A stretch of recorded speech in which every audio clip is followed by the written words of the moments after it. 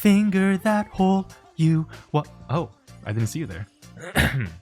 Hey guys, so Ollie's early access is coming to a close soon, and as usual, your boy is late to the party and needs to be walked in because he's shy and feeling embarrassed. And at this point, what is there to be said about this brawler that hasn't already been said before? Your favorite content creators have probably all said their piece. He's mid, maybe okay in Brawl Ball or whatever, but his damage is just too low. You know, you've heard all this before, and the first day that I played him, my first impression of this brawler was that he felt extremely unfun, although I couldn't quite put my finger on why. Whatever the case was, it was enough to get me to stop pushing him after just 400 trophies of suffering, and at that point, I basically wrote him off and didn't think about him much after that. Just another mediocre brawler to end off a mediocre update, I thought. I guess he'll probably get that damage buff later and will be kinda decent after that, I mused. But then a few days passed and I was laying around in bed for my usual 3-hour Instagram Reels doom scrolling session when I thought, yeah, you know what, I could brawl. So I got in the game and saw Ollie right where I left him and figured, well, why not? After all, I did spend $13 on this, so I played a few games with him, and then kept playing him, and playing him. Huh, okay, so this gadget feels pretty good. Wait, that was actually pretty insane. Okay, wait, hold on. Is Ollie actually good? So let's be totally real here, Ollie is weird, because design-wise, this brawler is supposed to be a black skateboarding teenager that hypnotizes people with his exaggerated swagger. But rather than a low HP, high mobility hypnosis brawler that fluidly weaves in and out of fights with decent damage, we instead have this high HP, clunky brawler with really low damage, who also mutes himself for some reason. And those components of his kit have been a big sore spot when people talk about this brawler. Oh, if they just buffed his damage, it'd feel a lot better. Why does his super mute himself?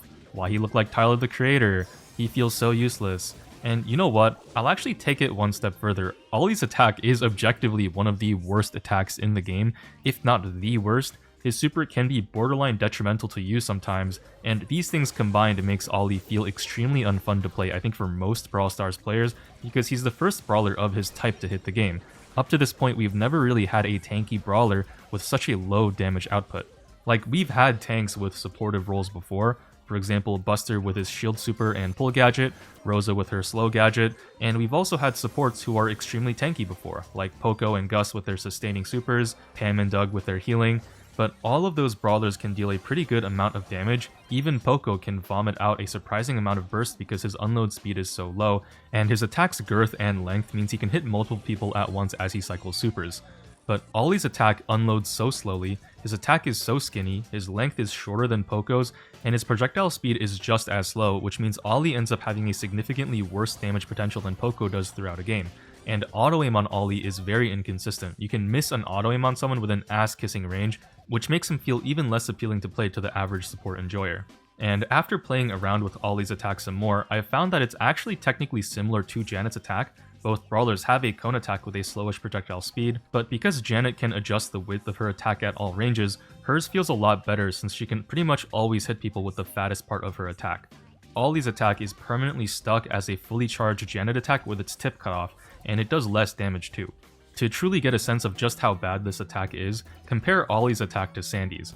Both brawlers have a gadget that makes their next attack stun the enemy brawler, both attacks pierce and have the same range and reload speed, but Sandy's attack does more damage, his projectile speed is almost instant, which lets you do his famous signature ball scoring trick in Brawl Ball, whereas you actually can't do this with Ollie's attack at most ranges because his attack travels too slowly. And Sandy's attack is way wider too, even wider than what this aiming reticle shows, which means Sandy can hit people around walls and enemies that are standing inside of him, whereas Ollie struggles to even do that. Bro is less safe from Diddy than the guy who's known for always being asleep. The only redeeming part of Ollie's attack besides the fact that it pierces is that it charges Ollie's super in just 5 hits, which isn't bad actually, especially since he has the tank trait. So how good is that super then? Well, like I've said before, it's borderline detrimental to you sometimes and takes a lot of getting used to, because Ollie's super makes you dash in a direction and then mutes you for 1.5 seconds, after which you'll do a little Jackie attack for 1600 damage which will hypnotize people for 2.5 seconds. The hypnosis you can basically just think of as a stun. You can't pick up or intercept the ball when you're hypnotized, and attacks and supers get interrupted. The only difference is that hypnotized enemies will walk towards you, which does have some niche cases where that's useful, either by dragging people who are behind a wall or pulling people in for a combo attack like a Terra Super. So with that taken into account, a 2.5 second stun is actually really good. Frank's super only stuns for 2 seconds, but to get that stun with Ollie, you need to wait 1.5 seconds while silenced, naked, exposed, right in the enemy's face, waiting for that mute timer to end. So chances are, if you've supered in on enemies with decent damage, you might even just die before the timer ever runs out. Or the enemies might just dash away from you since the range is only as big as Jackie's attack and they have plenty of time. Or the enemies might just get hit but then not die anyways because Ollie's damage is so pitifully low, even with the super damage taken into account. He does have a star power that helps him survive more when he uses his super by giving him 4000 shield as he goes in, but depending on the brawlers you're going in on, that still might not be enough to stay alive, and it also doesn't help with cases where enemies just evade the hypnosis range or stay alive after super and 3 attacks. Ollie does have another star power that gives him 20% extra movement speed when standing near a wall, similar to Hank's star power, and this in theory could help him close the gap on people better, but activating buffs near certain tiles, just like with Hank's star power, is too inconsistent and gimmicky, and taking this star power also means you lose out on 4000 HP when you super, which is just not worth it. Overall, the big issue with this super seems to just be that self-mute. Like, why does he mute himself before the hypnosis? Since the hypnosis comes out after a 1.5 second delay anyways, all the self-mute does is just make Ollie feel worse and feel more restrictive. I mean, maybe if the hypnosis happened immediately after the dash, the self-mute might make more sense, since 2.5 seconds of being able to hit your opponents with a piercing attack while they can't hit you back can be very toxic. And if he mutes himself during the hypnosis, it would put more emphasis on making Ollie rely on teammates to finish off kills as a supportive brawler. But with the self-mute happening before the hypnosis, all it does is make Ollie's super feel super clunky and more restrictive to play, on top of his attack being so weak and pitiful, and that just doesn't feel in line with Ollie's character design as a free-spirited skateboarder. So Ollie sucks. He needs buffs. Thanks for watching, bye! Or at least that's where I was a few days ago. And then I played Ollie a lot. And this is where we need to talk about some other aspects of Ollie that I didn't mention so far, one of which is that Ollie has 11,000 HP, which is one of the highest in the game, and he gets his super pretty quickly. I did say that one already, but I want to highlight that again just to give you an idea of how fast he can get his super. Because if Ollie lands his super attack on someone and then uses 3 shots, takes a little damage maybe from the tank trait, that alone will recharge Ollie's super, and that's pretty doable on just one target, but if you can get 2 people hypnotized, that's a guaranteed super cycle right there, and if you can do it right, you can even start up your next hypnosis while enemies are still in the middle of the first 2.5 second hypnotize, which is rare but it can happen, letting you cycle multiple supers on the same targets. Kind of like how Frank can do that with his super, except unlike Frank's super, Ollie's hypnosis is a lot more difficult to interrupt because you can only stop the hypnosis circle if you stun Ollie mid-dash. Once you see that circle appear, it's edging to completion unless Ollie dies. Also, that shield star power means that if you do cycle supers with Ollie, each time you use it, that's another 4000 HP added to your total health pool each time, which can make him a lot tankier than he already is and pretty tough for certain brawlers to take out. And even though the super is technically interruptible, you can also just cut the dash time from his super entirely by dashing into a wall to get the hypnosis to splash a little sooner, or you can auto-aim the super to make it target the nearest brawler like Dre's and most supers, and that can make it a lot harder to escape from the hypnosis attack in general. Not to mention that both gadgets can also be used to hypnotize people before you auto-aim them, limiting their ability to escape your super hypnosis. And speaking of gadgets, I've generally preferred using this first gadget over the second one just because Ollie's attack is so trash, it doesn't even feel good to have a stun on it, but this first gadget lets Ollie jump in the air, which also hypnotizes enemies he lands on. This helps you dodge big attacks, escape from bad situations, go over walls to catch people lacking, and the hypnotize can also be used to stun people, score balls, interrupt attacks. This gadget really does it all and gives Ollie a lot more pressure and survivability. So with all of this taken into account, Ollie really isn't as bad as he might seem at first glance, besides his attack, which is as bad as it looks. But with Ollie's high HP, his jump gadget, and super cycling, you can get a lot of nasty plays with him, dashing onto people, running around the map, dragging victims in to get gang diddied by your team, just generally being an unkillable nuisance and taking a lot of positioning from the enemy team. Because that's the main thing with Ollie. This isn't Jackie, you won't be running up to 3 enemies and supering them for a free team wipe with a massive splash attack. You have to play it a little smarter than that. But then you might be asking, well, why bother using Ollie at all then, over other tanks that can team wipe like Jackie and Frank, or other mobile tanks that can get kills more easily like Ash and Daryl, or a brawler that has more range and damage and can heal up his team like Poco? Doesn't Ollie just get outclassed as a tank by every other tank and even some non-tanks in the game? Well, no, and I think that's one of the main reasons why Ollie is so confusing. He's not an aggressive tank, but a really passive one, way more passive than any other tank released before, and he's able to take and maintain positioning a lot better than other tanks can. With his jump gadget and dashing super, he has a pretty decent amount of mobility, and this combined with his hypnosis plus his high HP and shield star power actually makes him a lot harder to kill than most other tanks, I think, right? A lot of the times as a tank you're dying because you're jumping on someone. But with ollie, jumping on someone feels a lot more difficult to stop because of that hypnosis plus that shield star power and his high HP, and that means that ollie specializes more so than other tanks in taking positioning and holding that positioning for his team, which can be really valuable if you use it right.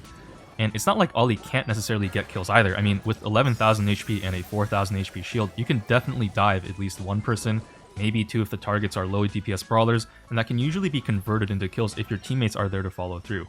Like, in duels, ollie low-key slaps people up. He might be a pretty vicious 1v1 brawler, don't quote me on that, but yeah, in a 3v3 you won't be getting a lot of kills, but he gets value in other ways, and that can be as valuable as getting a kill sometimes. Ollie's main job is to absorb damage, take a lot of great positioning, and to use that super to drag someone that's out of position towards your team so they can kill them. Or you can dash up and take space because that's important too. Occasionally you can super on someone to solo kill them if they've wasted a lot of shots or don't do a lot of damage, but ollie isn't an assassin and it's okay to not always be looking to get a bunch of kills. Just existing on the map with a super in hand can be enough to carry a lot of pressure for your team. And sometimes pressure and map control is all you really need to win games, and can also be converted into kills sometimes through spawn camping, even though you're not going to be the one collecting those kills for your team as ollie.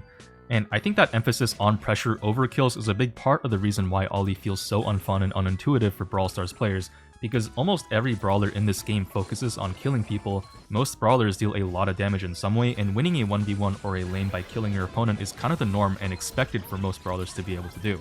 Especially the tanks who have a lot of HP and are good at taking positioning, they usually back up the position they've taken with a lot of burst damage up close. Some of them can even team wipe if their opponents group up too much or get in a bad spot, so enemies know that if they walk up close to a bull that's taken a forward position behind a wall, that's a scary threat and they can't just walk near that bull without risking losing their life. Ollie though, despite being a tank, doesn't do a lot of damage and instead backs up his position that he's taken by threatening his enemies with a hypnosis. If someone walks up, your main tool is going to be using that super to snow bunny hypnotize them and then finish them off with the help of your team. It's pretty uncommon that you'll be able to kill people on your own, and you're not going to be poking people out or having the greatest stats throughout the game either, and those things are probably what makes people think ollie is weak when they play him, because you usually don't see those kinds of stats on tanks, and it's also hard to spot value that's created from gains in positioning since most players aren't consciously aware of it in their games, and there's no end of game stat that's able to highlight it. Man, if only someone would make a positioning guide for this game already, haha. But ollie's definitely not weak by any means, just because his stats are low.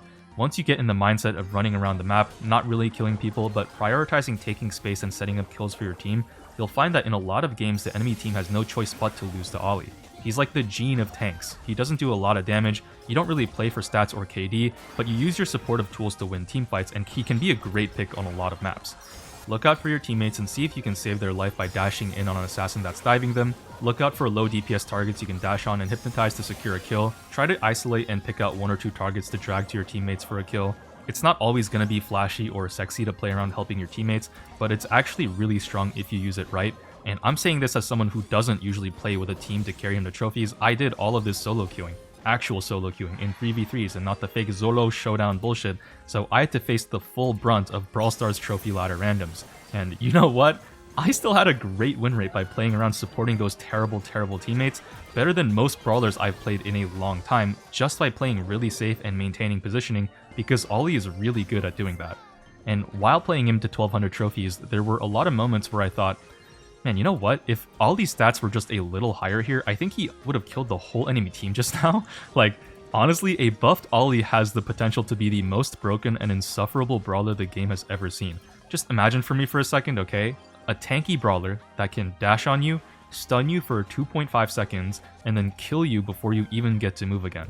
Is that fun? What if he AoE stuns your whole team like Frank? Oh boy, another brawler that can just press 2 buttons and instantly team wipe. Classic Supercell. Can't wait for his hypercharge that lets him super through walls and drops popcorn on the way. Right, imagine if he didn't mute himself and his stun came out instantly too.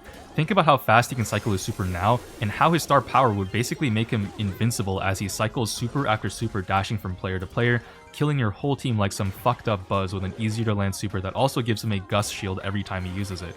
He would be unbeatable. He would be the next Kenji. He would be the next Kenji after getting his heart broken and going on his winter arc, drinking mango-flavored still water post-knee surgery. And the mute on his super, while at first I didn't like it so much, I kind of get why it's there now because it makes ollie's super a little more high risk, high reward, If it wasn't there, goals in Brawl Ball would be so much more free to score since you can already pick up the ball after dashing. So if you could force enemies to space back with the threat of hypnosis, but then kick the ball in the net, that would be really hard to stop. Same thing for if they made the super radius bigger. I think that would just make it way more oppressive. That mute on Ollie super also makes it so Ollie can't hypnotize people with his gadget after dashing, which would make his super hypnosis way harder to avoid than it is now. He'd become Super Diddy, basically. Like, I could totally imagine in another world where Ollie was released in a broken state and then nerfed to how he is right now in his current state, his play rates would still be really high and people would probably call him strong. I think just because people weren't given an opportunity to abuse him in a broken state, and because he takes some time getting used to, right? People aren't really used to that playstyle of being a passive tank that doesn't get the kills. Players have this impression that he's weak when he's actually not. And like a support, Ollie's pretty versatile too. You can make Ollie work in pretty much every mid-range map, any mode except Heist since that meta is so damage focused. He does really good into low DPS brawlers just because he can super on those brawlers pretty easily and they tend to have lower HP as well. The best brawlers in the Ollie are usually higher HP, high DPS brawlers, so other tanks, especially brawlers that can heal themselves like Draco or Sam or Barry, or tank counters with knockbacks that can push Ollie away during a super are really good too. But because Ollie has that stun and a jump gadget, he can even sometimes work into his counters a little bit. Like on Hot Zone and Brawl Ball, I'm not kidding guys, Ollie is low-key strong if you play around your teammates on a decent map. Obviously, don't go him on maps that are too open or too grassy because you'll probably get your shit pushed in, but most other cases, yeah, I think he'll do pretty fine. So, in my opinion, I think Ollie is really good right now, and I don't think he needs a damage buff per se, because that'll take him away from his role as a more supportive tank and push him more towards being just another assassin tank like every other tank in the game right now. Instead, what I'd want to see is something that just makes his basic attack feel better. I think that's what people are mostly complaining about, and it's what I kind of agree with. His attack just feels like shit. And it's really because they fucked the hell out of this attack by every single metric that you can measure with. Between the attack's projectile speed, projectile width, unload speed, or range, you could buff any one of these. Just 1, 2, all of them, and he would feel so much more fluid and fun without breaking the game by overwhelming people with his stats and his new damage cutoffs. And hopefully that's the way Supercell goes with the balance on it, although who knows because a lot of people have been crying for a damage buff. Supercell also always has that option of going down the damage buff route and then taking it away afterwards if it feels like too much for his role.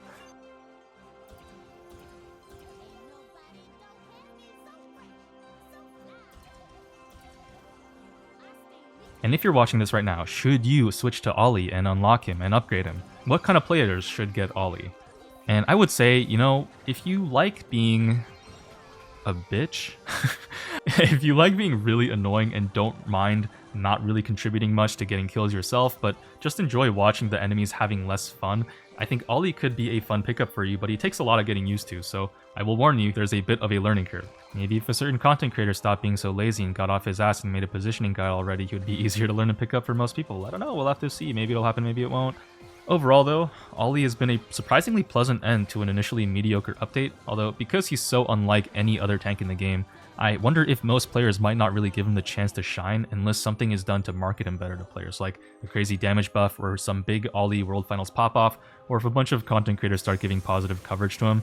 Another issue could be, low-key going back to what I said before about Ollie's kit not really fitting the vibe of his character. I wonder if that also makes people turned off from playing him because they expect a flashy assassin but instead got a mundane support.